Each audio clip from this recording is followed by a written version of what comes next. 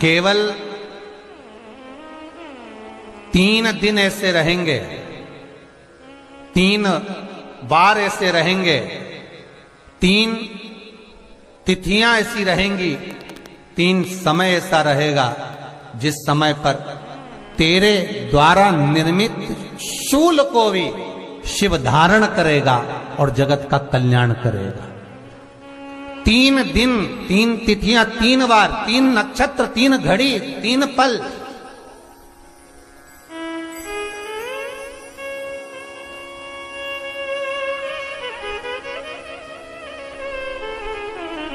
जिसमें बाबा शूल भी धारण करते हैं, और शूल अकेले धारण नहीं करते महाराज। जो धतूरा होता है ना, दर्शन करें धतूरे के, कांटे कांटे सा होता है धतूरा, तो वो धतूरे के साथ में बाबा शूल धारण करते हैं। बेलपत्री के शूल को, ये बहुत बहुत आनंदमय कथा है महाराज जी। जिसके जीवन में हमेशा कांटे ही मिले हैं। बेटी बड़ी हुई तो घर में मायके में दुख देखा, और मायके से गई ससुराल में तो ससुराल में दुख देखा। ससुराल में भी दुख देखने के बाद में भी पति को बहुत कुछ काम खुलवाया, बहुत धंधे खुलवाए, नौकरी लगवाई, पर वो पति बार बार छोड़ कर आ गया, बार बार तकलीफ भोग रहा है, बार बार कष्ट भोग रहा है।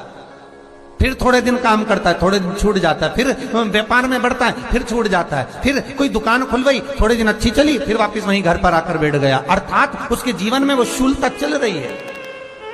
तो बाबा देवाधिदेव महादेव कहते हैं, ये 3 घड़ी, 3 पल, 3 नक्षत्र, 3 समय, 3 दिन में जो शूल मुझे समर्पित करता है, उसके जीवन से मैं शूल हटा देता हूं।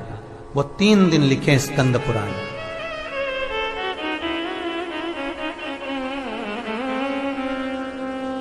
महाराज, बैसाख महीने में जो प्रदोष आती है,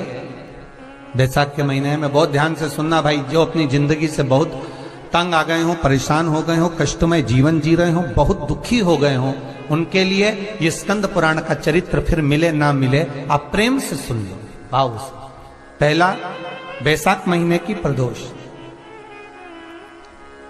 चाहे वो शनिचरी प्रदोष हो, चाहे रविवार की हो, सोमवार की हो, मंगल की हो, बुधवार की हो, गुरुवार की हो, शुक्रवार की हो, शनिवार की हो,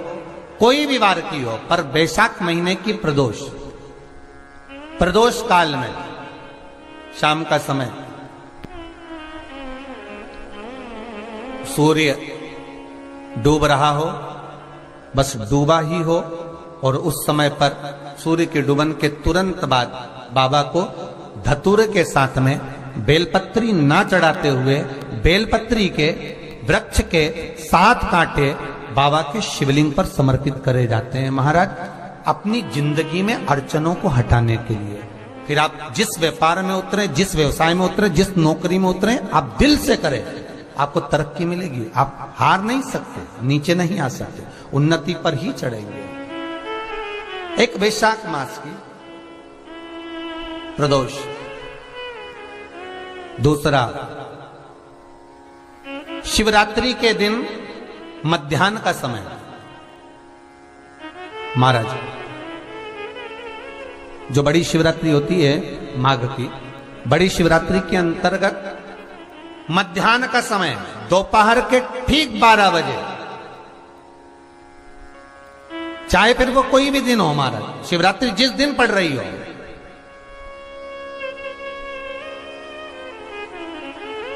उस दिन भी धतूरे के साथ बाबा को 7 कांटे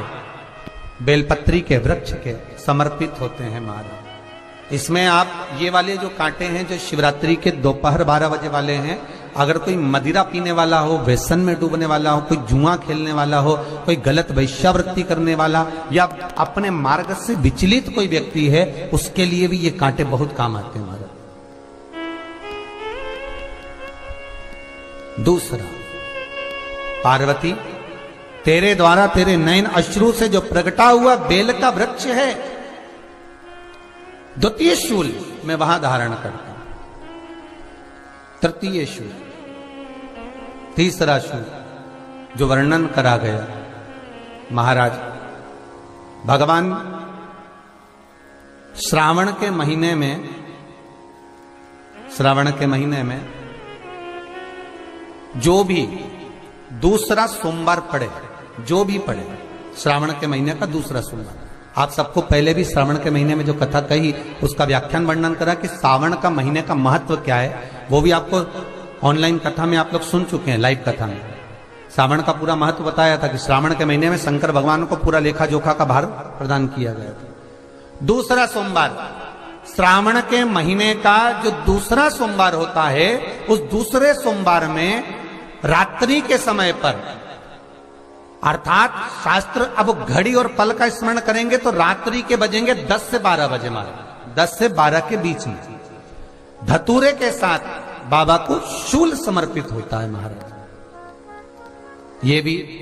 हमारी बाधाओं को, हमारी तकलीफों को, व्यापार व्यवसाय के लिए, नौकरी सर्विस के लिए, बहुत सारे एग्जाम में आप बैठ लिए, गवर्नमेंट एग्जाम के लिए बैठ लिए, नहीं हो रहा, ये 3 बार मेरे शंकर को बेलपत्री के वृक्ष के शूल समर्पित होते हैं, उसका आनंद पा।